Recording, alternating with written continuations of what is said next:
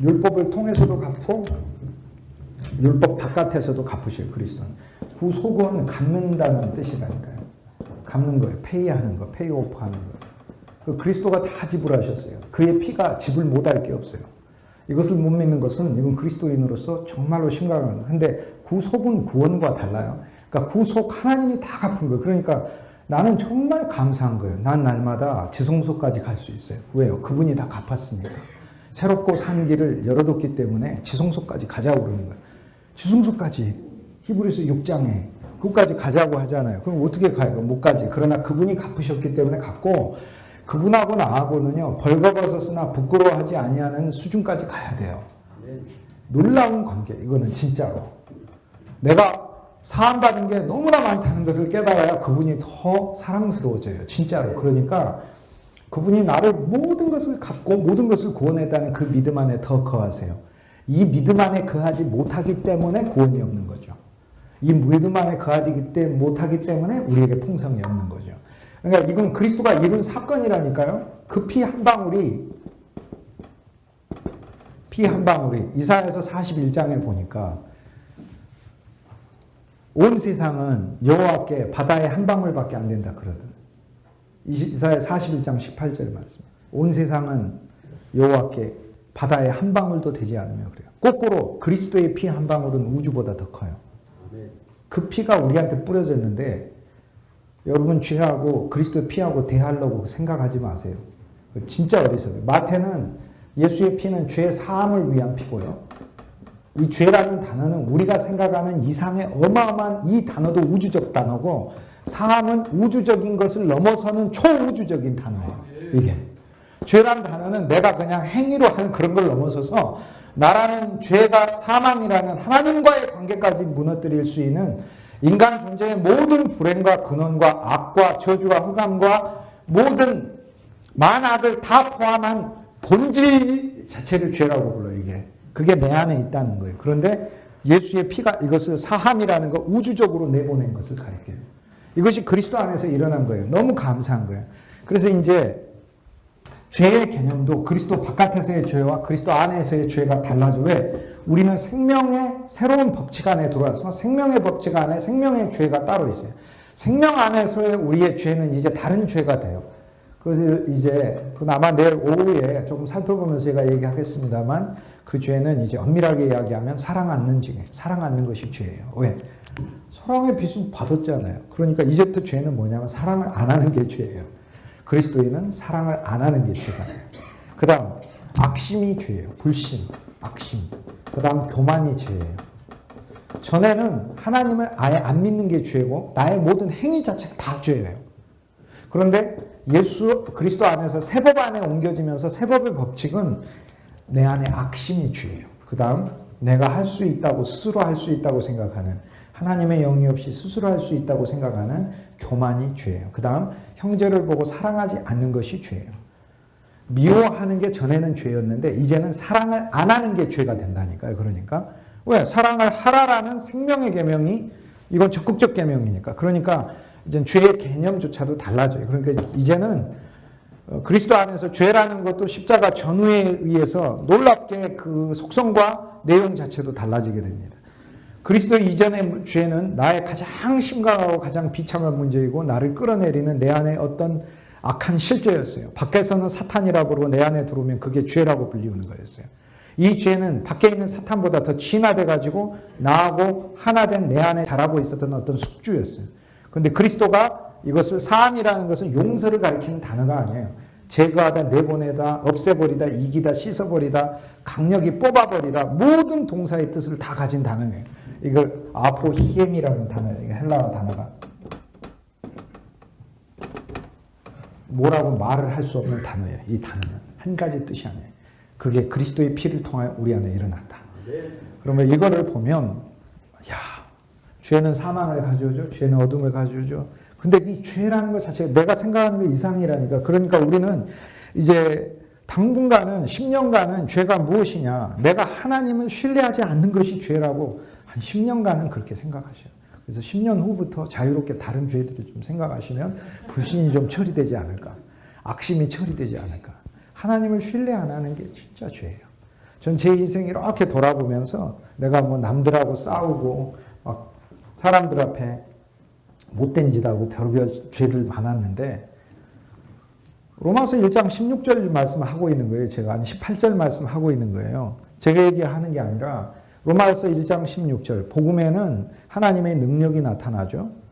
로마서 1장 17절 복음에는 하나님의 의도 나타나죠.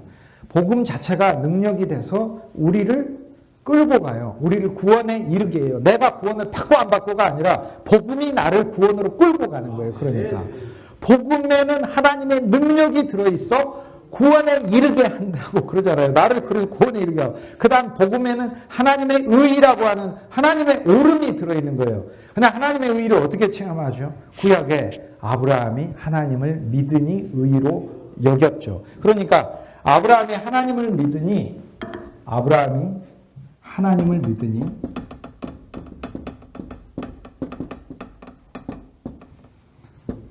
그 믿음을 의로 여기는 자.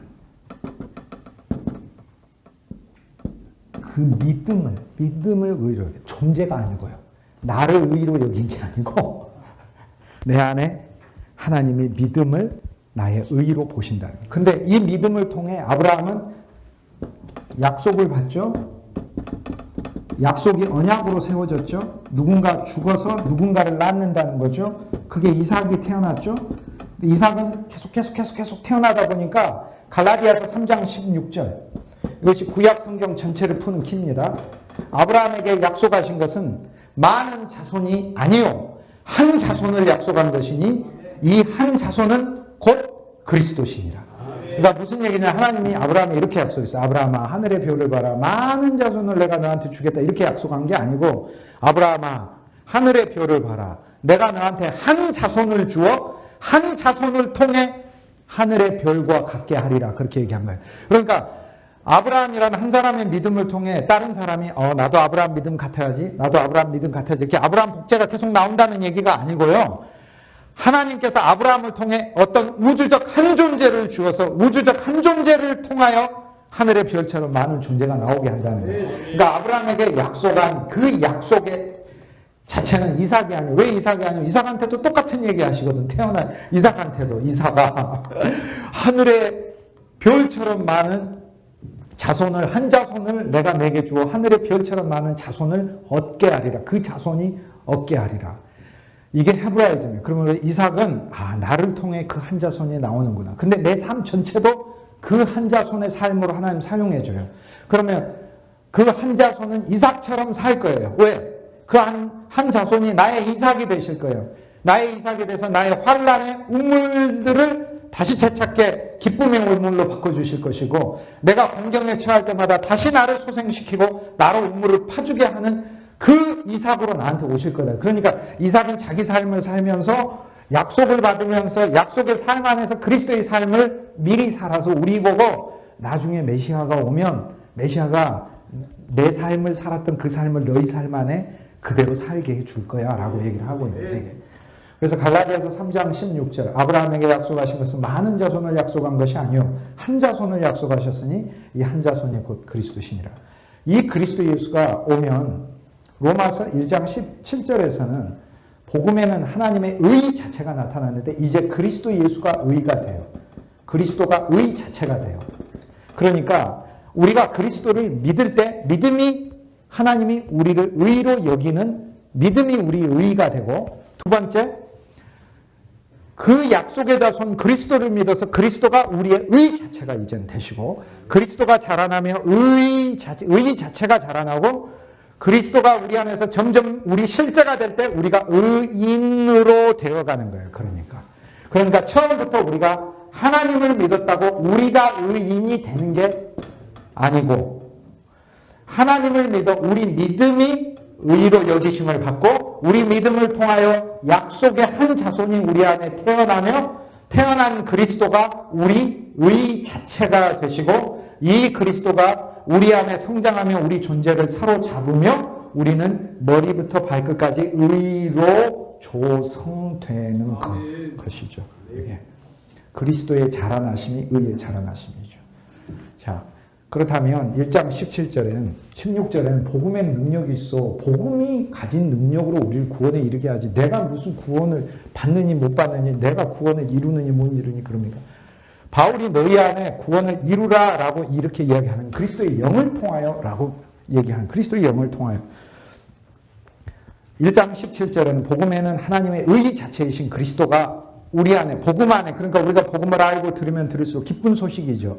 그리스도가 우리 안에서 모든 것을 다 가지고 오셨고 이 그리스도를 우린 찬송하는 거예요. 성가대하는 이유도 예수님이 얼마나 좋은가 칭찬하는 것이고 기도하는 것도 그리스도가 얼마나 좋은가 칭찬하는 거지. 내가 단순히 그러니까 우리 기도 속에 얼마나 감사가 적은지를 우리 기도는 자신 안에 빠져가지고 한 주일 동안 너무 주님 뜻대로 살지도 못하고 싸우고 어쩌고 저쩌고 그것이 성숙한 기도가 아니고요. 주님 내가 주님 뜻대로 살지 못한 부분이 있었으나 한 주일 동안 보호해 주셔서 감사합니다. 하나님 안에 위치시켜 주셔서 감사합니다. 그리스도의 의가 내 의가 되어 주셔서 감사합니다. 내가 모르는 가운데도 나와 함께 해 주셔서 감사합니다. 교회 주셔서 감사합니다. 성도 주셔서 감사합니다. 하나님 말씀 주셔서 감사를 수없이 해도 부족한 판인데 자기 자신에 빠져가지고 이렇게 모든 성도들을 영적인 침륜에 빠지게 하는 기도를 좋은 기도라고 생각하고 있다 이 말이에요. 그게 오히려.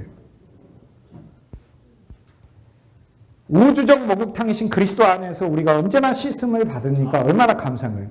내 존재는 물론 그리스도 앞에서 정말 가증한 거죠. 자랑할 수 없는 거죠. 그분의 의만 자랑하는 것이죠. 그러나 우리가 더 나가라. 회개의 도의 초보를 닦지 말고 그러나 아직 초보가 없으면 초보부터 닦아야죠. 초보부터. 회개란 주님께 돌아오는 거니까. 회개란 95개조 반박문의 첫 번째 조항이 회개란 예식이나 의식이 아니라 내가 잘못해놓고 와갖고 시간 정해놓고 이거 잘못해 이게 아니라 회개란 내 온 일생을 통하여 그리스도께 돌아오는 것이다. 이게 마틴 루터의 95개조 반박문 1이에요. 그러니까 회개란 주님 내가 잘못했다가 회개가 아니고요. 회개의 절반이에요. 회개란 돌아서서 내가 안 보던 것을 보는 게 회개예요. 하나님이 보라고 하는 그 존재를 보는 게 회개예요. 그러니까 하나님 내가 내 죄를 보는 게 회개가 아니고요. 내 죄를 위해 그리스도가 죽은 것을 보는 게 회개라니까요. 그리고 그 그리스도의 죽음이 나한테 죄 사함을 주신 것을 본 게 회개라고요. 회개 그게. 날 위해 죽으셔서 죄 사함을 주셔서 감사합니다. 라는 감사함의 눈물이 회개의 눈물인 거지. 내가 한량없는 죄인을 이건 가룟 유다도 할 수 있어요. 그냥 나는 죽일 놈이야 이러면서. 그래서 그리스도께 돌아가고 그리스도께 결국 그리스도 안에 빠지게 하는 것이 회개의 본령이에요. 회개의 본령. 자, 우리가 구속이라는 것은 로마서 1장 18절 얘기할게요. 17절은 복음에서 하나님의 의가 나타나 믿음에서 믿음의 의이에요. 즉 그리스도 예수께서 우리 안에서 복음을 통하여 복음이 우리를 믿음에서 믿음에 이르게 해요. 매일 복음을 들으면 복음이 우리 안에 믿음을 만들고 복음이 믿음에서 믿음에 이르게 해요. 믿음에서 믿음은 오늘도 믿음, 내일도 믿음, 이 일에도 믿음, 저 일에도 믿음, 지금 현재도 믿음, 미래에도 믿음. 그건 감정이 아니고 오늘도 감정, 내일도 감정, 오늘도 고집, 내일도 고집이 아니라 여기서 이 믿음은 나의 관념이나 나의 의견이나 그걸 얘기하는 게 아니에요. 그리스도 그분이 내게 능력이 되시고 그리스도 그분이 복음이니까. 그리스도 그분이 내게 기쁜 소식이 돼. 그리스도 그분이 내 의가 되시고 내겐 자기 의가 없고 이 믿음이라. 그래서 복음이 나를 믿음에 이르게 하고 또 믿음으로 완성시켜 나간다는 거예요. 우리는 복음을 전하는 진짜 복음의 능력을 안 믿는 거죠. 복음의 능력을 안 믿고 율법의 능력을 믿는 거죠. 율법 아주 능력이 많죠. 정죄하는 능력, 사망에 이르게 하는 능력. 율법은 기소하는 능력. 참소는 사탄이 하고 율법은 기소를 하는 거니까. 기소는 사탄이 할 수가 없죠. 사탄이 하는 말은 다 거짓말이에요. 사탄이 나보고 죄인이라고 해도 그것도 거짓말이에요. 사탄이 하는 모든 말은 다 거짓말이에요. 사탄이 하는 말은 하나도 진짜가 없어요. 천하만국이 내 것이니 그러니까 세상 왕국은 사탄 겁니다. 천하만국이 어떻게 사탄 겁니까? 천하만국이 예수님 거지. 예수님 앞에서도 거짓말 치는 거예요. 사탄은. 성경의 저자가 예수님인데. 성경의 저자가 예수님인데. 성경의 저자 앞에서도 성경 가지고 이야기하는 거예요. 사탄의 어떤 말도 진짜가 없어요. 다 거짓말이에요. 그런데 복음엔 하나님의 의가 나타나 우리를 믿음에서 믿음에 이르게 하고 오직 의인이란 성경의 의인이란 믿는 자를 말하는 거예요. 믿는 자. 믿는 자가 의인인 거예요. 성경에서 의인이라고 얘기할 때 믿는 자를 왜? 믿음을 의로 여기니까. 그러니까 내가 아브라함이 많은 죄들이 있지만 하나님을 믿잖아요. 그러니까 하나님이 의인이라고 부르는 거예요. 아비멜렉은 행위로 더 옳아요. 아비멜렉이라는 사람이 창세기 20장에 보면. 그런데 하나님이 봐서는 아비멜렉이 더 죄인이에요. 왜 그렇죠? 아비멜렉은 하나님을 안 믿잖아요. 그러니까 하나님이 봤을 때 옳다는 건, 인간의 진짜 옳음은 뭐냐면 하나님을 믿는 게 옳음이에요. 옳은 행동을 하고 있다는 거예요. 하나님을 믿는. 그러니까 하나님을 안 믿고 5만 가지를 다 옳게 해도 그건 그릇된 거라는 거예요. 그게. 그래서 예수님께서 요한복음 16장에서 죄에 대하여 말씀하실 때 죄라 함은 너희가 나를 믿지 아니하며 이렇게 얘기합니다. 그게 죄예요. 의라 하면 그 아들에 대한 것이다. 아들 그리스도가 하늘로 올라간 것이, 그분이 하늘에 올라가면 우리가 하늘에 올라가고 그분의 제사가 하늘에 받아들여졌고 그분이 우리 의가 되시는 거고, 세상에 대하여라 함은 세상을 아들이 심판하였습니다. 이걸 하나님의 영이 우리 속에 와서 세 가지를 깨닫게 한다는 거죠. 하나는 죄가 무엇인지, 불신이 죄구나, 악심이 죄구나. 하나는 무엇이 의인지, 내가 의가 아니구나, 그리스도가 의이구나. 하나는 세상이 뭔지, 사모하고 살아야 될 대상이 아니구나. 하나님은 세상을 판단해 놓아버렸구나. 그걸 하나님의 영이 와서 세계를 깨닫게 한다는 거죠. 그게. 그 하나님의 영도 바로 그리스도의 영이에요. 그리스도의 영. 근데 로마서 1장 17절에 오직 의인이, 믿는 자가 의인이야. 믿는 자는 그 믿는 자의 그 믿음으로 말미암아 그에게 영적인 생명이 살아나 그 생적인 생명이 그를 살게 하리라. 이 말씀인데 바로 그 기절이 끝나자마자 이제는 거꾸로 17절까지만 읽고 18절에는 대부분 안 읽는 경우가, 18절에 뭐라고 나오냐면 17절까지는 복음이 하나님으로부터, 하늘에서 하나님의 의가 내려오고 능력이 내려오는데 이제는 거꾸로 하늘에서 하나님의 진노가 내려와요. 어떤 자에게? 진리를 그냥 믿지 않는 게 아니라 진리를 불의로 대하는 자에게 이렇게 되어 있어요. 진리가 누굽니까? 그리스도죠. 그리스도를 뭐로? 불의. 의가 아니야. 예수님 좋은 선생일 수는 있지. 내 의가 아니야. 진리를 불의로 대하는 자에게 하늘에서 하나님의 진노가 내려오나니 이는 근본 하나님께서 그에게 주신 하나님의 형상이신 그리스도, 이것이 회복되기를 소망하지도 않고 바라지도 않고 하나님의 형상으로 이 땅에 나타난 예수 그리스도를 무시하고 오히려 이 하나님의 형상에 대하여 자신 속에 있는 사람, 땅에 기는 것, 사람 순서대로 하면은 가장 천박한 땅에 기는 것, 그 다음에 짐승, 하늘에 나르는 것, 그리고 사람의 형상으로 바꾸었느니라. 그러니까 우리 안에 근본적으로 하나님의 형상으로 돌아와야 될 예수 그리스도의 자리를 거꾸로 그 자리에다가 땅에 기는 것, 사탄의 형상을 만들어 놓고 짐승의 형상, 동물의 형상, 개, 돼지의 형상을 만들어 놓고 그 다음에 내 마음 안에다 그렇게 돼버렸다는 거예요, 인간이. 그리고 잘해봐야 사람이라는 거예요. 사람이 사람답게 살자. 그게 죄라는 거예요. 잘해봐야 사람이라는 거예요. 우리는 사람이 사람의 형상으로 살기 위해 창조된 존재가 아니고 사람이 하나님의 형상이신 그리스도를 채우기 위해서 그리스도로 충만하기 위해서 창조된 존재이지. 그러니까 그렇게 돼버렸다는, 그러므로 하나님께 감사치도 아니하고 하나님께 영광을 돌리고, 이게 죄예요. 이게 다 죄, 이게 죄. 그리고 나서 이 만악의 뿌리인 불신으로부터 다른 죄들이 악독과 투기와 탐욕과 부정과 수근수근거림과 불효함과 무정함과 무자비함과 20개 죄의 리스트가 쫙 나와요. 20개 죄의 가장 대장이 되는 죄, 머리가 되는 죄, 불신. 불신. 우리가 하나님을 향하여 가졌던 불신이 얼마나 큰 죄인가를 깨닫는 게 이게 회개예요. 그게 회개예요. 하나님, 우리가 하나님을 더 신뢰하게 해 주십시오. 우리 상황이 어쩌든지. 그래서 내가 진짜 죄인이 되지 않게 해줘요. 죄인은 다른 게 죄인이 아니라 하나님을 안 믿는 게 죄인이에요. 하나님을 안 믿는 게 죄인이에요. 그리고 우리는 새 생명을 가졌지만 여전히 하나님을 신뢰하지 못하는 죄를 계속 저짓는다 이 말입니다. 하지만 주의 말씀 그리스도를 먹으면 내 의지가 아니라 그리스도를 먹으면 이 먹음이 나타나요. 그리고 그리스도를 마시면 마심이 나를 조성해요. 그래서 예수님 먹으라고 그러잖아요. 예수님 먹으면 말씀 안에 그리스도를 먹고 말씀 안에 그리스도의 영을 마시고 말씀 안에 있는 생명이 들어오고 하나님의 은혜가 또 있어요. 하나님의 은혜가 날 적셔요. 날 감동시켜요. 하나님의 은혜가 날 끌고 가요. 그러니까 예수 그리스도 안에 있는 모든 것을 진짜 창조적이고 살아있는 것으로 우리 안에 적용해야 된다. 그리스도 안에 있는 모든 항목은 정말 살아서 움직이는 것이지 이것이 기계적이고 교리적인 어떤 단어들이 절대 아닙니다. 그렇게 생각한다면 여러분은 하나의 종교인으로 살고 있는 거죠. 예수 그리스도 그분은 진짜 살아계신 그 그리스도 안에서 그리스도는 우리한테 참성전으로 오셨어요. 진짜 참성전이시죠. 참 양식이시죠. 참 빛이시죠. 그 그리스도를 얻으면 다 얻은 거잖아요.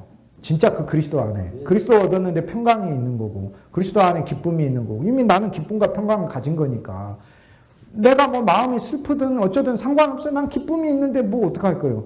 슬퍼도 상관없다니까. 난 기쁨이 있다니까. 그러니까 슬퍼도 괜찮다니까요. 염려하지 마십시오라고 얘기를 하죠. 염려하지 말라고 율법을 얘기하는데 염려 안 합니까? 염려는 날마다 옵니다. 염려하지 말라고 해도 염려 옵니다. 염려하지 말라고 해도 염려는 계속 염려하게 돼 있습니다. 염려는 안 할 수가 없어요. 염려는 죽어도 염려합니다. 죽어서도 누가 보면 16장에 지옥 가서도 자기 가족들 염려하고 있잖아요. 염려는 죽는다고 끝나는 게 아니에요. 계속 가요, 염려는. 염려는 염려하라고 냅둬버려야 돼요. 너 염려해라. 너야 뭐 염려하든 말든 뭐. 나는 그리스도다. 이렇게 가. 저는 상관없어요. 저는 제 존재는 늘 염려해요. 근데 상관없어요. 넌 염려하든지 말든지 뭐. 내 안에 그리스도가 계시니까 나는 그리스도께서 알아서 하시는 거지. 그러니까 저는 염려하는지 안 하는지도 모르겠어요. 솔직히.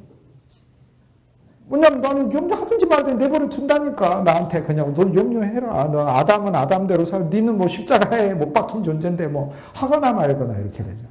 그런데 그리스도에 우리는 진짜 예수 그리스도가 생명이라는 건 살아 숨쉬는 걸 가르치잖아요. 근데 그리스도가 우리 안에 와서 염려를 잡아버린다니까요. 잡고 생명의 물이 염려를 씻고 그 다음에 그리스도의 기쁨을 넘치게 해서 염려 이상의 기쁨을 알게 하고 그 다음에 염려에서 건져내요. 염려의 종이었어. 전에는 염려가 와가지고 막 염려가 막 나한테 눈을 부라리면서 너 이리 와. 그러면 가가지고 막 이렇게 있고 오늘 너 내가 한 대로 따라다녀. 알았어? 그러면 염려가 앞서가지고 염려가 항상 일보다 앞서가지고 빨리 안 와? 그러면 따라가고 염려 그래. 내 일자리에도 염려를 가운데다 앉혀놓고 염려가 나한테 막 시키죠. 뭐든지 날 통해서 전부 다 결제받아야 돼. 알겠습니다. 뭐든지 염려를 통해 결제받는 거죠. 다 염려.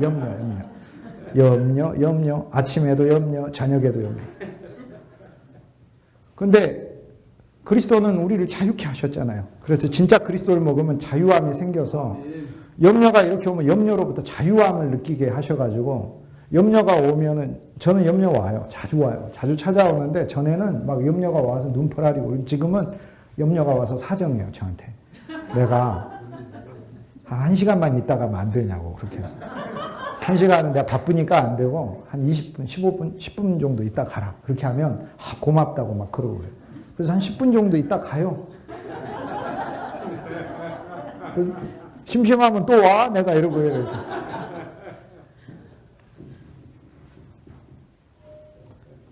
구속은 갚으신 것이고 근데 그리스도는 십자가에서만 갚으신 게 아니고요. 하나님이 인간을 만드셨을 땐 그 인간이 온전히 하나님의 뜻에 순종하는 한 사람을 하나님은 보이고 싶었어요. 사탄이든 우주 만물이든 다 하나님은 보이고 싶었어요. 그런데 인간이 범죄하게 된 것은 이중적으로 잘못이에요. 내가 여러분 저와 여러분 제가 어떤 물건을 샀어요. 그걸 쓰려고. 그런데 이 물건이 부서져 버렸어요. 그러면 부서진 것이 문제고 두 번째는 원래 사용하려고 하는 목적이 안 이루어진 게 문제예요. 그러니까 인간이 범죄한 것은 범죄 자체만이 문제가 아니고 인간을 창조하신 근본 목적이 하나님이 틀어져 버린 거예요. 그러니까 하나님이 틀린 존재가 돼버린 거예요. 하나님이 인간을 만들었는데 하나님이 옳은 게 아니고 하나님이 틀림이 나타나 버렸어요. 하나님의 틀림이 나타나면 안 되잖아요. 하나님의 의, 옳음이 나타나야지. 그래서 하나님의 의가 바로 그리스도다 그 말이에요. 쉽게 얘기해서 우주적으로 어떤 한 인간은 실은 모든 인간은 하나님의 영광과 의에 맞는 합당한 삶을 살아서 하나님께 보여주고 갚아줘야 돼요. 이거를. 그런데 어떤 인간도 그렇게 못 사는 거예요. 그래서 그리스도께서 오셔서 33년을 순종의 삶을 사시면서 십자가의 제물이 되시려면 헤롯이 잡으려고 했을 때 베들레헴 아기 대신 예수님이 잡혀 죽어서 제물이 될 수 있어요. 그런데 예수님은 제물만 되시기 위해서 오신 게 아니고 속죄제와 속건 제물만 되시기 위해 오신 게 아니고 한 인생을 하나님의 뜻에 올바르게 사는 한 모범만 보이시러 오신 게 아니라 그것을 우리의 공로로 주시기 위하여 한 삶을 사시고 우리 안에 오셔서 우리 생명이 되셔서 그분을 누려가고 그분이 자라날 때 우리도 일상적인 삶에서 그리스도와 함께 나사렛에서 나사렛 예수를 체험하고 살고 이제는 그리스도가 성장하면 우리를 공생애로 나아가자. 그렇게 하셔서 우리를 공생애 가운데 넣으시면서 이것은 시간 안에서 이 진행되는 과정인 것 같으면서 동시에 우리는 영원을 사니까 우리 안에 믿음이 작아도 여전히 우리를 사용해 주시고 우리가 하나님의 진리를 몰라도 여전히 우리에게 많은 은혜를 베푸시는 놀라운 영원 차원에서 동시에 사용하는 하나님의 역사가 같이 일어나고 있는 거죠. 이게 신비인 거죠. 그리스도의 신비. 그러니까 구속은 그리스도께서 33년의 생애를 사시고 모든 인간을 대표하여 갚으셨어요. 그러므로 베드로전서 1장에 열면서 그리스도의 핏부림을 얻기 위하여 우리가 선택되었을 뿐만 아니라 그리스도의 순종함을 얻기 위하여 선택됐어요. 그러니까 우리는 하나님 앞에 나아갈 때 피는 나의 죄를 덮는 사함받은 징표일 뿐 아니라 실제고 그것만으로만 나가기에는 사실 한 면에 있어서 하나님의 온전한 목적을 성취했다고 볼 수 없어요. 왜? 하나님은 하나님의 뜻을 온전히 사신 한 인간을 필요로 하시니까.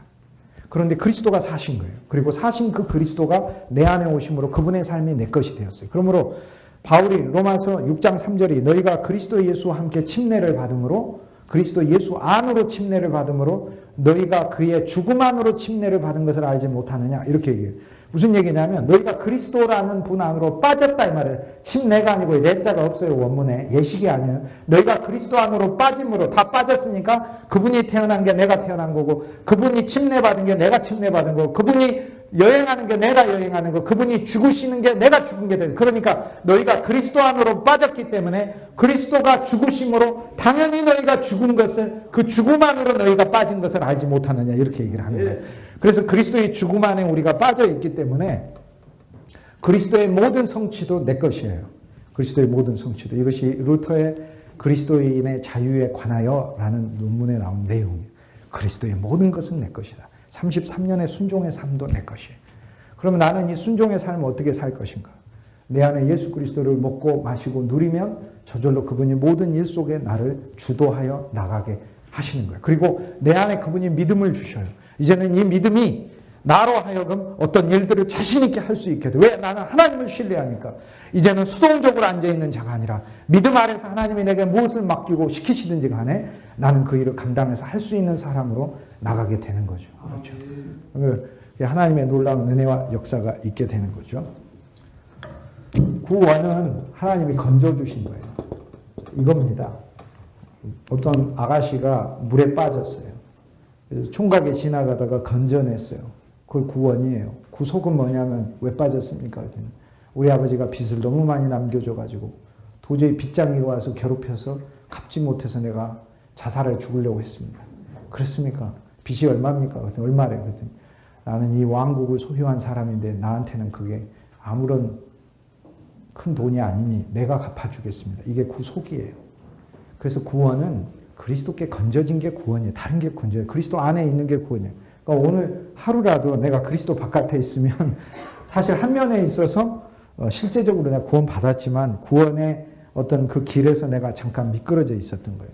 그런데 이 구원이라는 것은 그리스도께 건져진 것이 구원이라 그리스도가 우리를 한번 건지셔서 그리스도가 소유하고 있어요. 그러므로 우리는 놀랍게도 이제부터는 이제 믿음과 이 구원의 관계가 시작이 돼서 이때부터 우리는 그리스도가 우리를 구원하셨고 구원하고 계시고 그리스도는 나의 구주라는 믿음을 계속해서 지속하는 한 믿음이 언약이라고 부르잖아요. 그러니까 믿음을 너무 무시하지 마세요. 믿음은 언약이라니까요. 언약. 쉽게 얘기해서 믿음의 언약이라는 것은 은혜의 언약을 가져오게 돼 있고 은혜의 언약은 믿음의 언약을 거꾸로 가져오게 돼 있어요. 믿음의 언약이라는 건 뭐냐면 하나님 내가 믿음을 가지면 결코 내 구원을 상실시키지 않는다는 걸 이야기를 하고 이 구원을 온전하게 더 이뤄가요. 환난에서 건져주셔. 예수 구원하셨네. 언제? 환난에서 예수님 구원하시죠. 예수 구원하셨네. 다 건져. 나로부터도 건진받아야 돼. 나 자신으로부터 세상으로부터 건진받아야 되고 나는 모든 질병으로부터도 건진받아야 되고 나를 묶고 있는 모든 것으로부터 나를 주님이 더 구원해 주셔. 그래서 구원은 다차원적인 언어예요. 1차원적인 언어가 아니에요.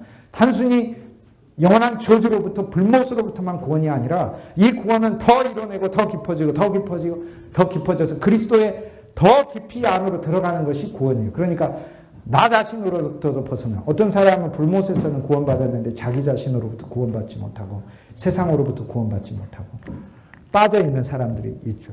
그래서 믿음은 언약이라니까. 언약이라는 이야기는 내가 믿음을 작동시키는, 믿음은 뭐 나를 안 믿는 거죠. 그분을 믿는 것이 믿음이지 나 믿는 게 믿음입니까? 다 버릴지언정 나는 안 버립니다. 이건 믿음이 아니라고요. 주여, 나도 버릴 것 같습니다. 나는 나를 못 믿습니다. 그러나 나는 당신의 긍휼을 신뢰합니다. 이걸 믿음이라고 부른다니까요. 그러니까 신뢰하고 믿음을 우리가 너무 혼동하고 있어요. 자기 의와 그리스도를 신뢰하는, 나는 주여 진짜 사실 아무것도 아닙니다. 그런데 이 믿음이라는 건 또 내게 와서 나로 하여금 할 수 있게 만드시는 하나님의 위로를 가리키잖아요. 와가지고 베드로야 괜찮다, 쳐라, 내 양을 치라, 내 양을 먹여라, 내가 할 수 있다. 그것이 믿음인 거예요. 그리스도의 용서 가운데 내가 할 수 있다. 그리스도의 은혜 가운데 할 수 있다. 그러므로 믿음이 언약이라는 말은 내가 믿음을 갖는 안에 있어서 하나님은 결코 나를 버리지 않아요. 그런데 내가 치매 걸려서 믿음이 없으면 어떡하죠? 그건 잃어버리나요? 그래서 믿음이란 우리 차원의 어떤 의지 이상의 것이에요. 하나님은 우리 존재 안에다가 우리 영 안에다가 주신 선물을 가리켜요. 그러니까. 그래서 내 육체의 어떤 의지들이 내가 더 이상 구주를 주로 고백을 못해도 내 안에 속사람과 영은 언제나 새롭고 살아있어요. 그러니까 뭐 노인들이 치매 걸렸다고 해서 믿는 그리스도인의 영까지 흐트러졌다고 생각하시면 안 돼요. 그들의 영이 주님을 사모하고 울부짖고 있는 거예요. 마음보다도 더 깊은 차원의 영이 믿음을 소유하고 가지고 있어요. 그리고 그래서 이 믿음은 단순히 우리가 말하는 의지 이상을 넘어선다. 그러나 우리가 시간 안에서 또 의지를 가지고 살아가는 이 세상 안에서 하나님은 우리의 믿음이라는 것에 되게 힘을 주시고 믿음이라는 것에 상도 주시고 믿음이라는 것을 활력 있게 하나님 만드셔요. 그리고 믿음을 가진 자를 되게 좋아하시고 기뻐하시잖아요. 믿음이 없는 자는 불쌍히 여기셔요. 불쌍하다. 믿음이 있는 자는 기뻐하시고. 그러니까 그걸 알면 이제 뭐든지 믿음으로 할 수 있죠. 진짜 그래서 저는 뭐든지 합니다. 믿음으로. 결과 하나님이 알아서 하시겠죠. 그러니까 열심히 하는 거죠. 그러니까 열심히 하는 거죠. 잘못돼도 그분이 알아서 하시지 뭐 내가 뭐 어떻게 해요. 그러냐. 내가 언제나 잘해야 됩니까? 그분이 알아서 하시는 거죠. 그분이 진짜 그분을 신뢰하죠. 그다음 너 팔려가면 어떻게? 뭐 팔려갈 수도 있는 거죠. 팔려가서 총리될 수도 있잖아요. 이렇게 팔려가서. 그럼 뭐 알아서 하시는 거죠. 뭐 그분이. 그래서 우리는 믿음을 가지고 젊은이들이 하나님이 함께 하신다는 믿음을 가지고. 그리고 이 믿음은 우리가 생각하는 작은 믿음이 아니라 막 모든 것을 다 믿는 믿음이에요. 아브라함의 믿음, 아벨도 믿음이 있고 노아도 믿음이 있지만 아브라함 믿음을 믿음의 조상이라고 부른 것은 조상은 나하고 직접 연결된 사람을 얘기를 하는 거예요. 그러니까 아브라함을 믿음의 조상이라고 세웠다는 이야기는 주님이 쉽게 얘기해서 이런 얘기하는 거예요.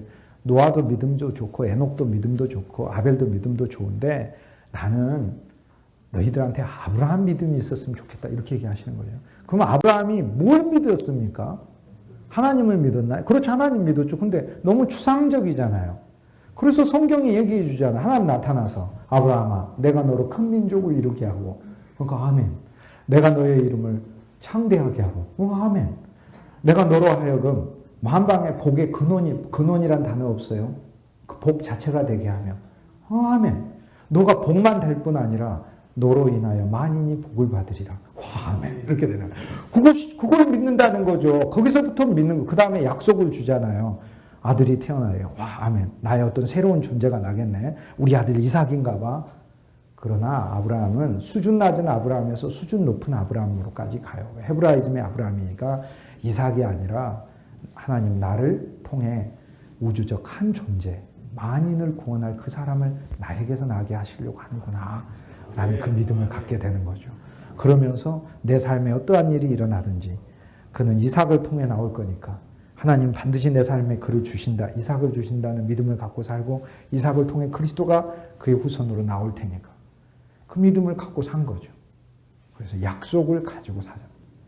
그래서 그 믿음은 축복을 믿으면서 더 나아가 하나님의 약속을 믿고 약속의 결과인 그리스도가 나올 거라는 것을 믿는 믿음을 하고자. 그러면 우리는 뭐예요? 내 모든 삶을 통해 주님은 제 인생 끝나는 동안 나의 삶을 통해 나의 목회에, 나의 사역에, 나의 가정에, 나의 일터에 그리스도가 남겨지는 축복을 주실 것이다. 라고.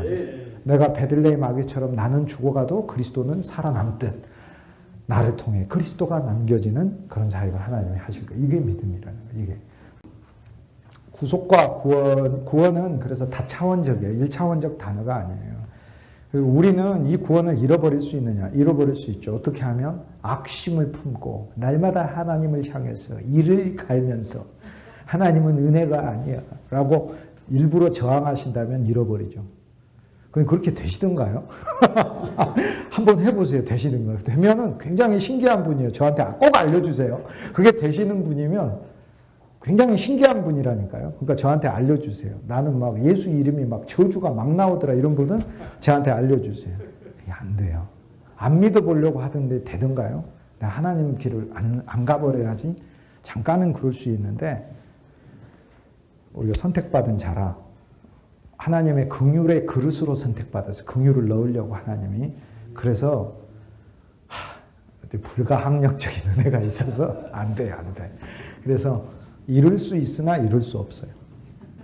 아시겠습니까? 이룰 수 있으나 이룰 수 없다. 이룰 수 없어. 잃어버릴 수 없어요. 구원은. 이룰 수 있는데 잃어버릴 수 없어요. 그건 내 노력과 내 능력이 아니라 진짜 내게 살아계시는 하나님의 은혜가 역사해서 이분은요. 너무 감사한 게 생명이란 건 여러분이 예를 들어서 생명이 있다는 건 의도하지 않아도 숨 계속 쉬는 겁니다.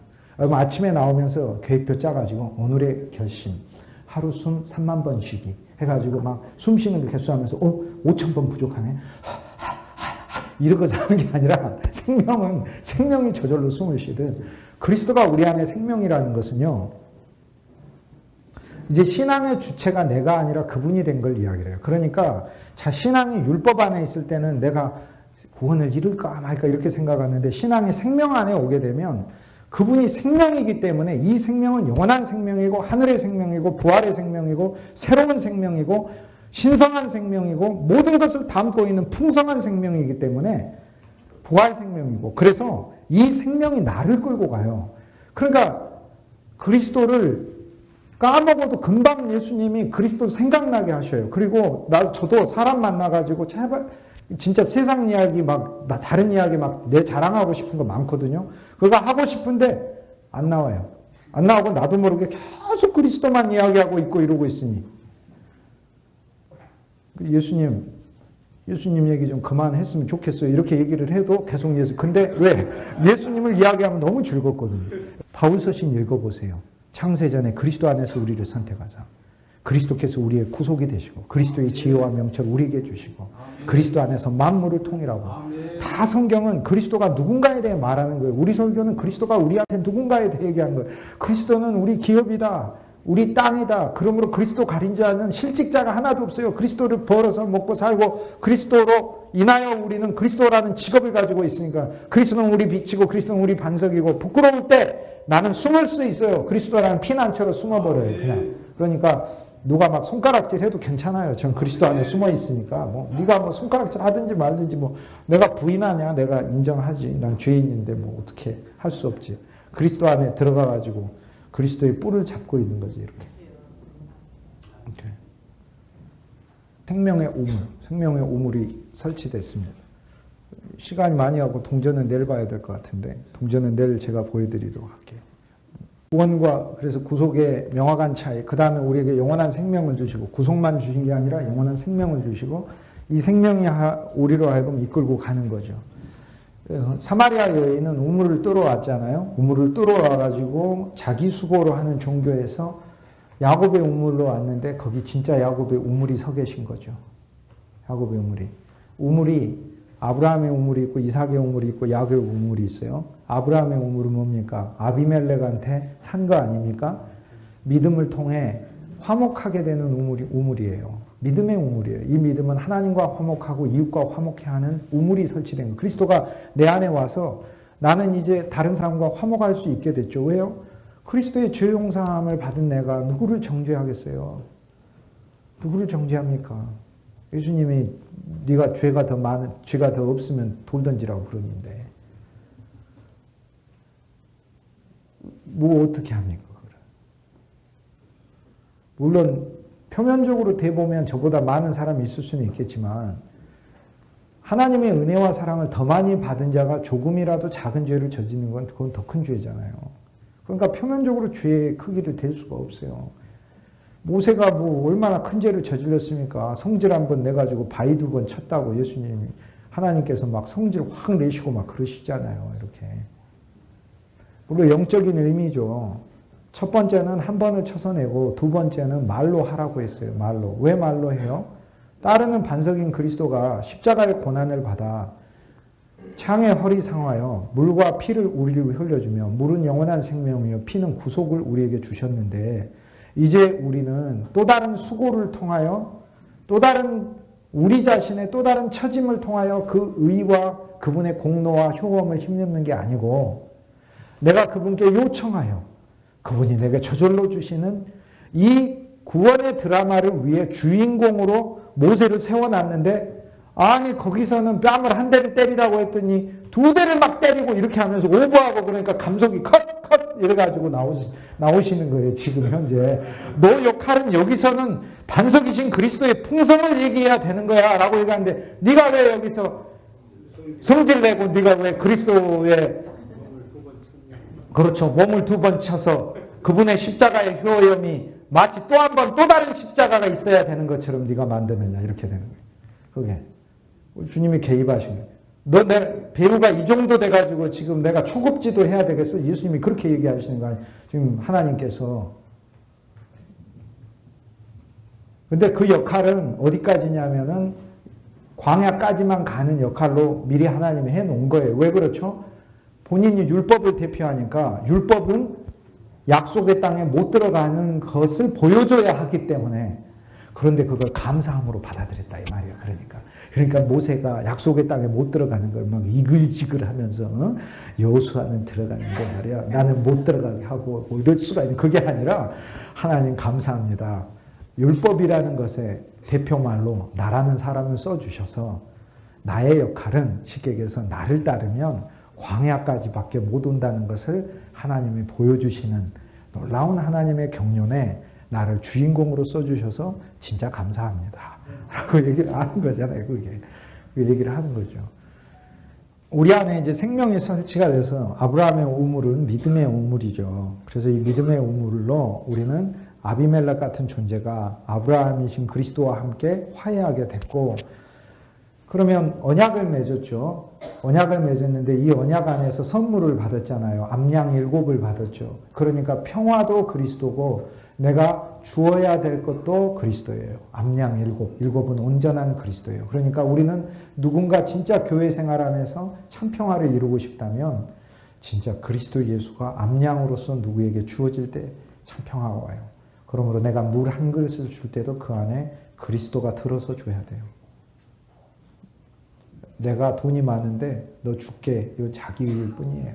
그러니까 그리스도를 넣어서 그리스도의 것으로 줘야 하는 거예요. 내가 주는 게 아니에요. 그때 화목이 이루어져요. 이삭의 우물은 환란이 오지만 언제나 우물을 파서 어떠한 상황과도 상관없이 기쁨의 우물을 체험하는 거예요. 그러니까 생명은 우리한테 우물이 되는데 믿음을 자라나게 하고 이 생명은 기쁨을 내고요. 야곱의 우물은 우리로 하여금 신부를 만나게 하는 우물 아니에요. 야곱의 우물은 놀라운 우물이죠. 양들을 먹이고 양을 먹이잖아요. 그 양을 파는 아브라함의 우물이 아니에요. 아브라함의 우물은 양 먹이는 우물이 아니라 양을 주는 우물이고 이삭의 우물은 환난 가운데 뺏겨도 파도 뺏겨요. 그러나 또 파는 기쁨의 우물이고 야곱의 우물은 돌무더기를 건져내고 다른 사람에게 먹게 하고 그릇된 목자들을 내쫓고 하나님의 풍성을 만나게 하는 우물인데 그리스도 예수 안에서 이 야곱의 우물이 성취되는 거잖아요. 그러니까 야곱의 우물 옆에 예수님이 서 있잖아요. 내가 야곱의 우물이다. 그 여인이 와서 그림자 야곱의 우물에서 물 뜨니까 예수님이 자기한테서 물 뜨라고 그러시잖아요. 내가 주는 물을 마시는 자는 영원히 목마르지 아니야. 이렇게 얘기하시잖아요. 그 물이 있으면 예수님 마시면 되잖아. 그럼 왜 물 달라고 하시는? 예수님의 목마름은 예수님이 가진 물로도 해소가 안 돼요. 예수님의 목마름은 인간의 영혼을 마셔야 해소가 되기 때문에 그래요. 그리고 인간의 목마름은 그리스도라는 생수를 마셔야 해소가 되기 때문에 그리스도와 우리는 천생연분이에요. 예수님도 우리가 없으면 사실 수가 없어요. 목말랐어요. 그래서 야곱의 우물은 그리스도의 신부가 되는 우물이에요. 그래서 아브라함의 하나님, 이삭의 하나님, 야곱의 하나님은 믿음의 하나님, 소망의 하나님, 사랑의 하나님을 체험하는 거고 하나님이 나를 죄악에서 불러내신 게 아브라함의 하나님, 이삭의 하나님은 예수 그리스도 안에 있는 죽음과 부활의 체험을 통하여 모든 풍성을 부으시는 하나님을 가리키고 야곱의 하나님은 내 안에 내주하시는 그리스도의 영, 성령을 통하여 하나님의 영을 통하여 나를 변화시켜가고 바꿔가고 내 세고 고집스러운 건 부러뜨리고 인간의 전략은 실패하게 만들고 그러나 하나님만이 축복하시고 하나님이 이끌게 하시고 그 가운데서도 뺏겨도 부흥하게 하시고 잃어도 다시 서게 하시고 그리고 마침내 나를 통해 만인을 먹일 수 있는 자손을 낳는 거죠. 그게 야곱의 우물인 거죠. 예수님이 갈릴리 오셔서 사역을 제일 처음 시작하셨잖아요. 왜 갈릴리인가? 예수님 다른 데 가시면 안 되나? 예수님 다른 데서 사역하셨더니 왜 갈릴리인가?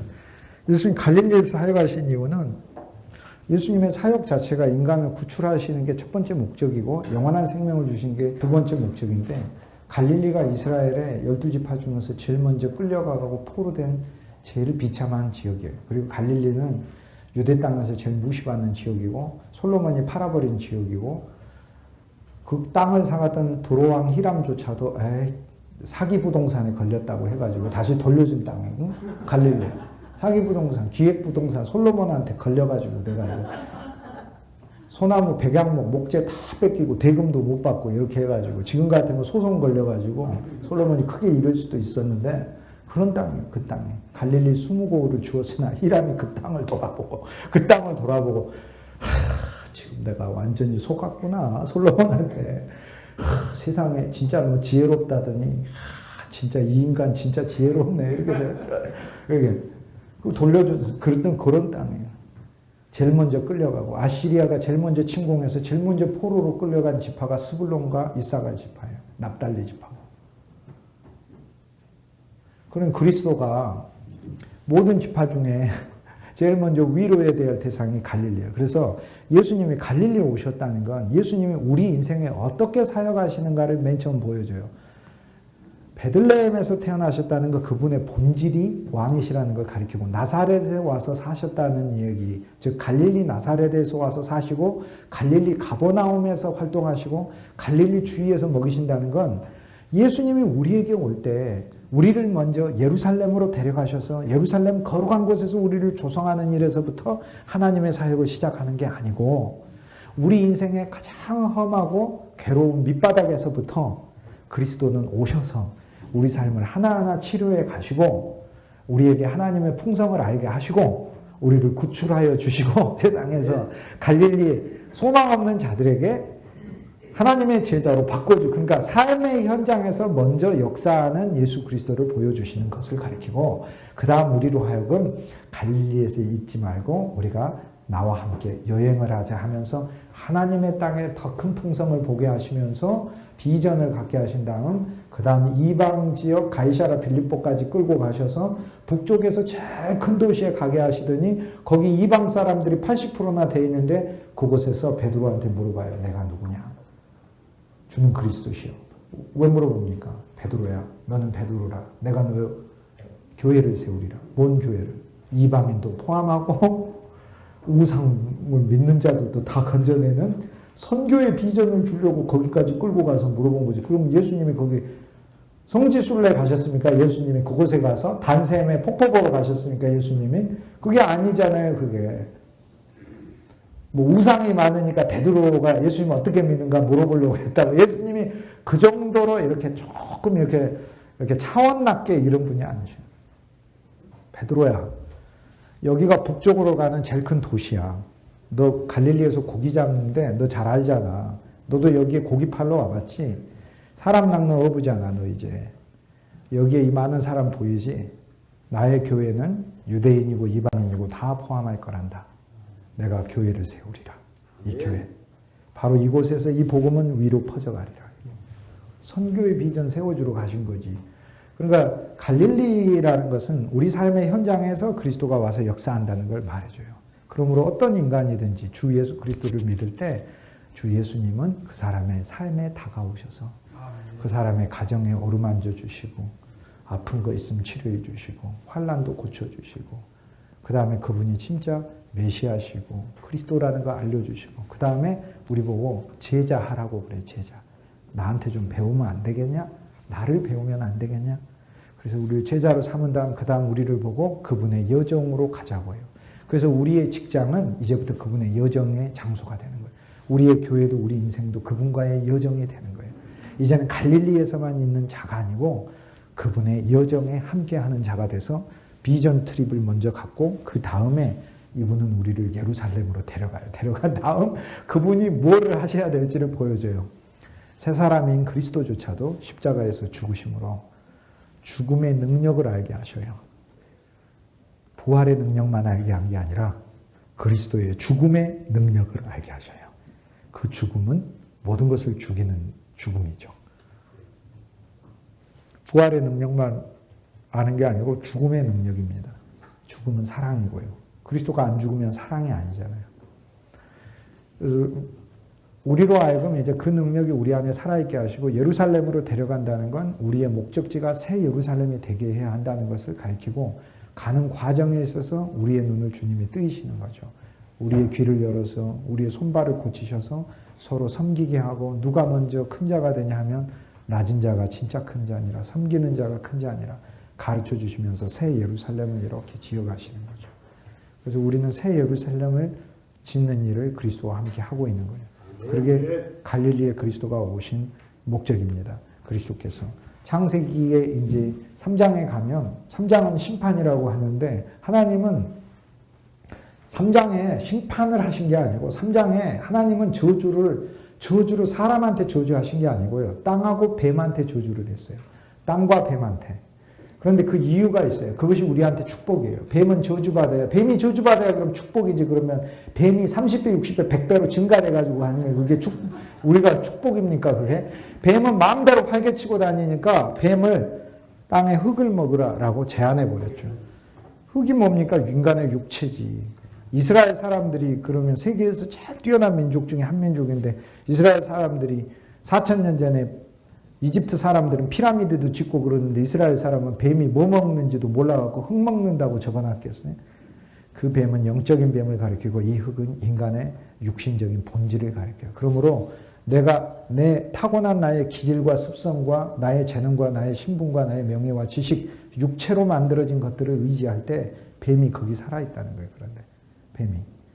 이 뱀은 그리스도가 와서 밟아버려야 돼요.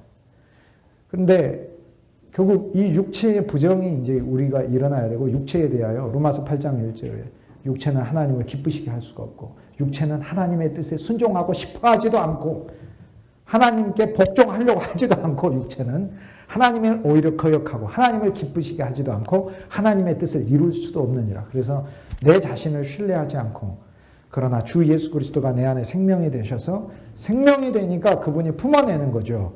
이제 생명이 되시기 때문에 그분이 내 안에서 그분의 일을 하시는 거죠. 그러니까 내가 그분을 믿으려고 해서 믿는 게 아니라 생명이 믿음을 낸다니까요. 내 안에 야곱의 우물이 설치가 돼서 내가 기뻐하려고 하는 게 아니라 그분이 기쁨을 내신다니까요. 그런데 그분이 기쁨을 내시면서 정말 묘해지시는 분이에요. 그분은 신비한 분이니까 비밀이니까 그분은 나한테 믿음을 주시면서 너 이 믿음을 적용하여 네가 한번 기쁨을 자아내봐.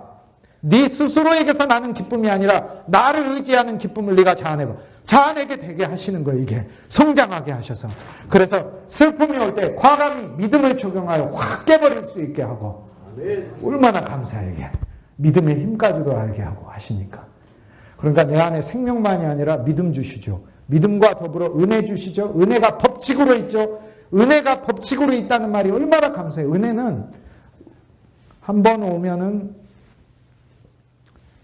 제가 아주 친하게 지내는 성도님이 커피숍을 하는데 가면 커피를 하나를 줘요.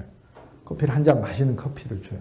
사람들하고 갈 땐 제가 내는데 제가 혼자 가면 꼭 절대 안 받아요. 그래서 커피를 주셔요. 그분이 저한테 은혜를 베푼 거죠. 그분이 저한테 얘기를 이렇게 해요. 오실 때마다, 교수님 오실 때마다 내가 무조건 커피를 드리겠습니다. 이건 법칙이 되는 거예요. 은혜가 더 큽니까? 은혜의 법칙이 더 큽니까? 은혜의 법칙이 훨씬 커요. 그리스도는 우리를 은혜의 법칙에 매이게 하신 분이에요. 은혜의 법칙에. 상상할 수가 없는 거예요. 그러니까. 그런데 은혜는 법칙으로 있을 뿐만 아니라 은혜가 통치한대잖아요. 은혜가 왕 노릇한대잖아요. 그러니까 나라는 존재 자체가 막 마음대로 살고 싶은데 하나님의 은혜가 막 와서 나를 품어 안는 거예요. 사로잡고. 그리고 내 안에서는 내적인 생명이 나를 붙드는 거예요. 그리고 생명의 기쁨을 내고 생명이 그리스도시라 그리스도 그분을 알게 하시고 그리고 나한테 믿음을 주셔서 이 믿음이 자유의지와 결합되어 내 믿음이 자유의지 안에서 내 자유의지가 이 믿음을 선택할 수 있게 도와주고 있고 그리고 하나님의 말씀과 복음이 늘 나를 말씀 자체가 능력이 있어서 말씀이 나를 견인해가고 이끌고 있고 그리고 살아있는 하나님의 영이 내 안에서 중보하고 있고 그리스도가 나를 돕고 계시고 많은 성도들이 교통 가운데 나를 붙들고 있는데 도대체 어떻게 우리가 도저히 이 모든 장치들 안에 있는데 굳이 말하자면 이룰 수 있겠죠. 구원을. 굳이 말하자면 이룰 수 있겠죠. 어떻게? 이 모든 게 없다면 이 모든 게 있는데 어떻게 있습니까? 이 모든 게 있고 이 모든 것 안에서 내가 구주 예수를 신뢰할 수 있도록 그분이 역사하고 계시는데 얼마나 감사한지 모르는 거죠. 창세기 3장에 보면 하나님께서 인간을 심판하시는 게 아니라 뱀을 심판하시고 흙을 먹게 하고 그러나 나중에 인간의 그 육체 안에도 죽을 육체에도 생명을 주시리라 해서 이 생명은 육체 가운데도 확장돼서 내가 육체로 하는 모든 일들 또는 육체로 얻어진 신분과 명예와 또 여러 가지 나의 그런 지식 가운데서도 하나님의 생명이 넘치게 해준다는 복음은 이 생명의 확장을 주님은 또 약속해 주셨어요. 그리고 뱀이 육체를 먹으니까 내가 영 안에 살고 하나님의 영을 사모하고 하나님의 영에 기대서 살고 그리고 육체에 대한 신뢰를 갖지 않으면 명예든 부든 뭐 그 있든 없든 무슨 상관 그거 믿음 안에서 살 때 이미 뱀은 나를 공격 못하게 하나님 원칙을 정해놨더니 인간이 성공할 수 있는 원칙을 하나님 창세기 3장에 다시 와서 주고 계시죠. 여자한테 위로하시잖아요. 여자야 네가 범죄했지만 너의 후손은 승리한다. 염려하지 마라 이렇게 얘기하잖아요. 네 이름은 하와다 생명이다 이렇게 얘기해 주시고 야 무화과가 그게 옷이 되냐? 가죽옷을 누군가를 죽여서 가죽옷을 입혀주시고 그러니까 어떤 가죽옷이 와야 돼요. 우리한테. 우리를 씌워주는. 그래서 갈라디아서 3장 27절에 너희는 그리스도 예수로 옷 입었느니라. 어떤 옷이 와야 돼요. 어떤 옷이. 그래서 창세기 3장에서 하나님이 나타나가지고 우리한테 얘기를 해요. 에덴에서 나가는데 염려하지 마. 땅이 저주받아 너한테 엉겅퀴를 내는데 너는 저주를 이길 거야. 왜? 네가 수고하고 땀 흘릴 때 에덴 동산이 네 손끝에서 열리게 될 거야. 소산을 얻으리라. 에덴 동산이 이제 네가 가는 곳에 있어. 이렇게 되는 거예요. 그런데 기쁨이 없네. 근심을 더한다고 해놨어요. 그래서 구약은 제한적이에요. 극히 일부예요. 그러므로 그 기쁨은 어느 한 존재가 와야만 얻는 것이죠. 그래서 모든 것은 어느 한 존재를 기다리게 만드는 거죠. 그 어느 한 존재를 만나게 하고 있고. 창세기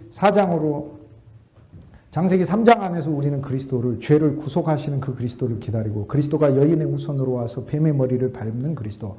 뱀의 머리를 밟을 뿐만 아니라 그분이 우리의 옷이 되시고 그분은 우리의 여자가 되셔서 해산하는 수고를 통해 우리를 새롭게 태어나게 하시고 그분은 우리의 남자가 되셔서 우리를 하나님의 소산과 하나님의 열매가 되게 하시고 그분 자체가 열매요 소산이 되게 하시고 그분 자체가 우리의 열매고 우리의 소산이 되는 걸 체험하게 하시고 그분이 우리의 하와 생명이 되게 하시고 하와라는 이름의 뜻은 생명이에요. 조에 생명이에요. 그분이 우리의 가죽옷이 되시고 그분이 우리의 동산이 되시고 그분이 우리의 피난처가 되시고 그분이 우리가 아담이 걸어가는 그 길에 그분이 동행자가 되시고 그리고 화염검으로 지키고 있는 그 무서운 동산을 나중에 우리가 다시 역으로 회복하여 뚫고 들어갈 수 있게 하시는 그분이 놀라운 모든 것을 처리하시는 처리자가 되어주시고 그것을 약속하고 있는 거예요. 어느 한 존재가 와서 저를 걷어내야 되는 거죠. 창세기 4장으로 넘어가게 되면 우리는 아벨의 이야기를 들으며 그 안에서 그리스도 예수를 만나게 되죠. 어떤 한 존재가 아벨처럼 오셔야 되죠. 그 한 존재는 아벨처럼 제사를 드려야 되고 가장 좋은 것을 하나님께 드리고 그 자신도 죽어야 되는 거죠. 제물을 드리고 자신도 죽고. 그러니까 자신이 제물을 드리는 자이며 자신이 제물인 거죠. 그리스도는 대제사장이며 대제사장이 바치는 그 양이신 거죠. 너무나 신비하죠. 그리스도는 대제사장이요 대사장이 바치는 양이며 대제사장이 양을 바치는 성전 자체이시고 성전 자체의 휘장이고 성전 자체의 덮개이시고 그리스도의 성전의 휘장은 저의 육체이라고 그러잖아요. 육체. 그러니 그리스도의 가장 한 영은 가장 중심은 거기 하나님의 사랑과 긍휼이 풍성한 곳인데 그 가장 깊은 곳이 지성소잖아요. 그러니까 우리는 지성소로 어떻게 갑니까? 휘장이 그의 육체면 주 예수의 마음 안으로 더 들어가고 더 들어가고 더 들어가서 거기가 지성소죠. 주 예수 안으로 들어가는 것이 지성소죠. 더 들어가는 것이. 가인을 향해 하나님께서 이제 심판하러 오셨는데 아벨의 피가 땅에서 울부짖었잖아요. 가인을 용서해 달라고. 그게 의인의 피예요. 히브리서 12장 23절에 아벨의 피와 반대로 말하는 예수의 피가 아니고 아벨의 피보다 더 낮게 말하는 예수의 피라고 했어요. 아벨의 피가 변호하는 것보다 예수의 피는 더 변호해요. 아벨의 피는 가인만 변호하는데 예수의 피는 모두를 변호한다. 아벨이 하나님, 내 형 가인은 죄의 먹이가 돼서 나를 죽였나이다. 하나님, 죄를 벌하시고 가인을 벌하지 마옵소서. 내 형 가인을 구출하여 주옵소서. 기도하잖아요. 그 피가. 그러니까 하나님이 막 분노가 치솟아 오셔가지고 가인을 확 없애버리고 싶은데 아벨의 피가 부르짖어서. 그래서 표를 주시잖아. 할 수 없이. 어떤 한 존재가 가인처럼 죽으셔요. 가인의 죄를 가지고. 그게 그리스도고. 어느 한 존재가 아벨처럼 죽으셔요. 죄 없는 존재가 순전하게. 그게 그리스도예요. 그래서 가인도 그리스도를 예표하고 아벨도 그리스도를 예표하고 아벨이 바친 제물도 그리스도를 예표하고 아벨이 흘린 그 피도 그리스도의 피를 예표해요. 그래서 예수님은 이 아벨의 사건을 통해 우리가 그리스도를 어떻게 만나는지 얘기해요. 이 피가 우리 안에서 영원한 하나님의 생명을 주고 우리를 변호하고 있죠. 더 낮게 말하고 있어요. 그래서 하나님, 내가 예수의 피를 찬송하는 것보다 예수의 피는 나를 위해서 더 변호하는 더 강력한 하나님을 향한 찬송 소리를 내고 있는 거예요. 그러니까. 이게 예수의 피가 말하는 피인 거예요. 그러니까. 우리는 말하는 피를 가진 거죠.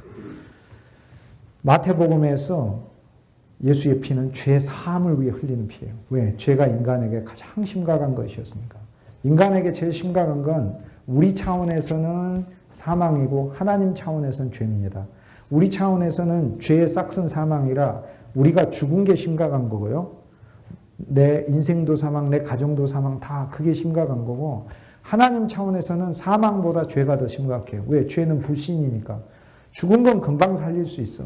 그런데 하나님을 향하여 완악한 것은 하나님을 사랑하는 마음은 하나님의 무서움으로 막 공포를 해서 너 나 사랑해야 돼. 이거는 그렇게 할 수 없어요. 어떤 여자가 예쁘다고 어떤 힘센 남자가 납치를 해서 너 나 사랑 안 하면 막 패버릴 거야. 이런 걸 우리는 사랑이라고 얘기하지 않아요. 그게. 콩밥 먹으러 가야 될 일이라고 부르는 거지. 그거는. 인간의 사랑만큼은 하나님의 사랑을 부어서 사랑의 역사하여 하나님을 사랑할 수 있게 해야 하는 거라. 그렇기 때문에 하나님께서는 우리에게 당신의 사랑을 부어주실 때 그리스도 예수 안에서 그분은 하나님께서 우리에게 주시는 그 놀라운 사랑이라는 것 자체, 가인을 통해서도 죄인이 나오고 아벨을 통해서도 하나님께서는 그분의 참으로 사르심이 나오죠. 순수하심이. 다 그리스도를 표하죠. 마태복음에서 죄 사함이라고 부를 때는 하나님을 향하여 가장 극악한 인간의 모든 불행과 모든 저주가 그리스도 예수 안에서 끝난 걸 보는 거죠. 그러니 그리스도 예수 안에는 우리 모든 자녀가 진짜 다 죄를 내보냈다는 하나님의 말씀 속에 하나님의 영원한 행복과 축복 안에 있다는 사실이 얼마나 감사한 거예요. 그게. 믿음을 더 크게 적용하시라고요. 네 믿음대로 된다고 그러시잖아요. 주님이. 믿음을 크게 적용하시라고요. 다들 예수님 믿어도 밀쳐도 아무것도 안 나는데 여인은 옷가를 만져도 낫는다고 믿었다고 했잖아요. 아무도 모르는 거 알고 믿은 거잖아요. 그 예수님 뭐라고 했어요? 꾸중하셨나요? 네 정말 창조적이다 그러셨잖아요. 문으로 다 들어와야 되는데 지붕으로 뚫고 내려니까 대단하다 그러시잖아요. 제발 믿음을 확장하셔서 예수님을 진짜 더 많이 믿으시자고요. 우리가 더 많이 믿으시자고요. 마태복음은 죄사함을 위하여 흘리는 피고, 마가복음은 마태는 28장 26절에 너희의 죄사함을 위하여 흘리는 피고,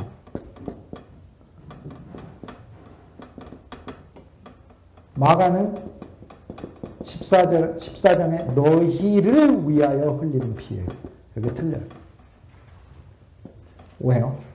마태는 인간의 가장 큰 죄인, 죄 자체와 죄의 결과와 죄의 모든 것으로부터 그리스도의 피가 이기는 바로 그것을 마태, 마가, 누가, 요한이 모여가지고 구역예배하면서 서로 나누고 있는 거예요. 피는 죄를 물리쳤어요.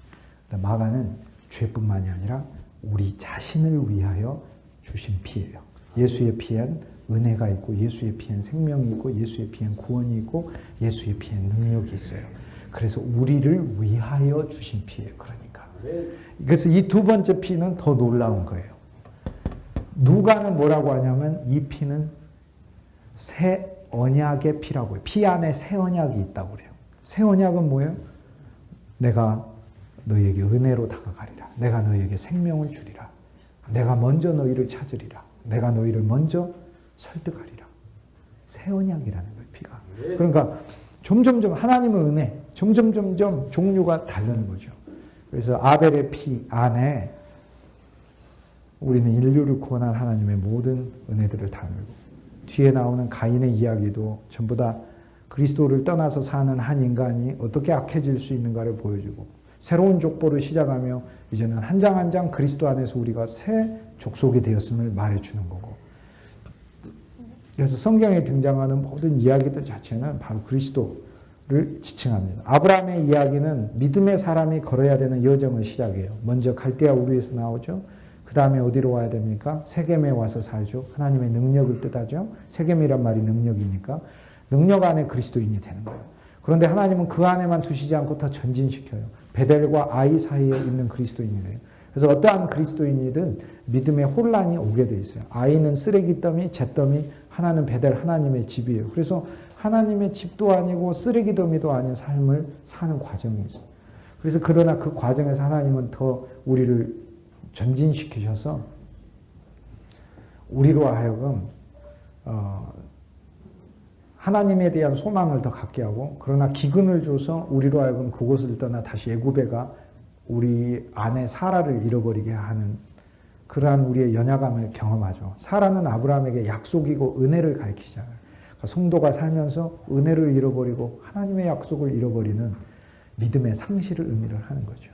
그러나 하나님이 다시 되돌리시잖아요. 나타나서. 그래서 애굽에서 다시 건져내신다. 세상에서 건져내. 그래서 믿음의 여정, 믿음의 사람을 뽑고 그 믿음의 사람이 어떻게 하나님 안에서 보호받고 하나님의 인도를 받는가의 이야기가 이렇게 펼쳐지는 거죠. 그래서 한 장 한 장은 그리스도 예수 안에서의 체험이에요. 우리는 그리스도 예수를 능력으로 새기면서 체험하고, 그리스도 예수를 베델과 아이에서 한 면에서 내 인생의 쓰레기 더미를 그리스도 안에서 보고, 한 면에서 하나님의 교회의 집을 보고, 더 전진하여 그리스도 안에서 내가 때로는 세상의 환란에 패배하였으나 주님이 나를 건져주시는 거죠. 예수님이 물에 빠진 베드로한테 가르쳐준 교훈이 뭐예요? 빠져도 된다는 거 가르쳐줬어요. 내가 건져준다고. 얼마나 감사해요. 너무 감사하지 않아요? 그러니까 왜 의심했느냐는 얘기를 하시죠. 왜 의심했냐? 봐라, 빠진다. 그런데 빠져도 건져주시잖아요. 빠져도. 저는 그거 보면서 야, 할렐루야 아멘이더라고요. 할렐루야 아멘. 이제 앞으로 계속 걸을 수 있겠더라고, 자신 있게. 걷다가 뭐 빠지면 건져주시니까 또 걷는 거지 뭐. 이렇게. 빠졌는데 안 건져주시면 큰일 나는 거 아니에요. 큰일 나는. 근데 빠지면 건져주는데 뭐 이제는 또 다음에 나타나도 뭐 계속 가죠. 계속 가죠. 그래서 빠져도 건져주신다. 그래서 애굽에 가도 우리를 건져주시는 그리스도. 그거를 체험하니 얼마나 감사한지. 한 장 한 장의 체험은 아브라함이 사라를 아내라고 하지 않고 누이라고 한 것은, 아내는 함께 살아야 되고 누이라고 하는 것은 때가 되면 보내야 되는 걸 가리켜요. 가족이지만. 그런데 하나님의 약속은 영원히 함께 살아야 되는 거지, 때가 되면은 우리가 이제 떠나는 그게 아니다 그거예요. 하나님의 은혜란 은혜와 함께 살아야 되는 것을 가르쳐요. 이게 갈라디아서 4장의 창세기를 읽는 방법을 바울이 가르쳐요. 이것은 두 언약이다. 하나는 율법의 언약이고 하나는 생명과 은혜의 성령의 언약이다. 이것은 우리에게 잠깐 있다 떠나는 게 아니고 율법과 육체와 인간의 노력과 문자는 잠깐 있다 떠나는 이스마엘 같지만 우리 그리스도인들은 사라가 늘 함께 있어야 하듯 그리고 그 사라에게서 이삭이 낳듯 하나님의 은혜와 생명을 누려 우리 삶에 그리스도가 태어나야 하는 것이다 라는 이야기입니다. 오늘 하루 그리스도 안에서 우리가 이제 깊게 들어갔는데 주 예수 그리스도 그분이 우리의 모든 것이 되었으면 합니다. 잠깐 기도하시겠습니다. 거룩하신 주 예수님, 우리의 생각은 그리스도만 생각하게 하시고 우리의 감정은 그리스도만 기뻐하게 하시고 우리의 의지는 그리스도만 향하게 하여 주옵소서. 주 예수 그리스도의 이름으로 축복하고 감사하고 기도합니다.